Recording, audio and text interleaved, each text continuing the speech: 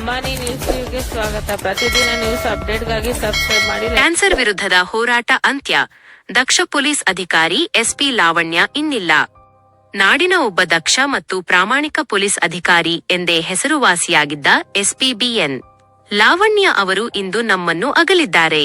ಕಳೆದ ಕೆಲವು ಸಮಯದಿಂದ ಕ್ಯಾನ್ಸರ್ ಮಹಾಮಾರಿಯೊಂದಿಗೆ ಹೋರಾಡುತ್ತಿದ್ದ ಅವರು ಬೆಂಗಳೂರಿನ ಖಾಸಗಿ ಆಸ್ಪತ್ರೆಯಲ್ಲಿ ಚಿಕಿತ್ಸೆ ಫಲಕಾರಿಯಾಗದೆ ಇಂದು ಮಧ್ಯಾಹ್ನ ಸುಮಾರು 2:30ಕ್ಕೆ ನಿಧನರಾಗಿದ್ದಾರೆ. ಕೇವಲ 40 ವರ್ಷ ವಯಸ್ಸಿನಲ್ಲೇ ಬದುಕಿನ ಹಾದಿ ಮುಗಿಸಿದ ಲಾವಣ್ಯ ಅವರು ಮೂಲತಃ ಚಿಕ್ಕಬಳ್ಳಾಪುರ ಜಿಲ್ಲೆಯ ಚಿಂತಾಮಣಿ ತಾಲೂಕಿನ ದೊಡ್ಡಗಂಜೂರು ಗ್ರಾಮದವರು.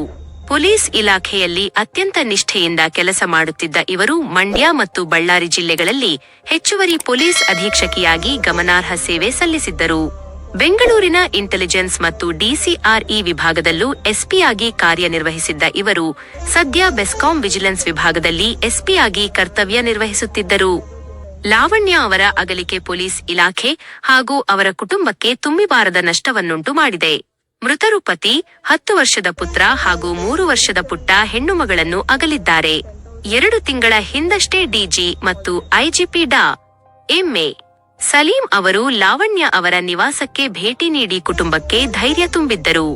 ಆದರೆ ಇಂದು ಆ ಮೃತ್ಯುಂಜಯಿ ಸಾವಿನ ಕೌಗಿಲಿಗೆ ಶರಣಾಗಿದ್ದಾರೆ. ಓರ್ವ ದಕ್ಷ ಅಧಿಕಾರಿಯ ನಿಧನಕ್ಕೆ ನಾಡಿನ ಗಣ್ಯರು ಹಾಗೂ ಪೊಲೀಸ್ ಅಧಿಕಾರಿಗಳು ತೀವ್ರ ಸಂತಾಪ ಸೂಚಿಸಿದ್ದಾರೆ.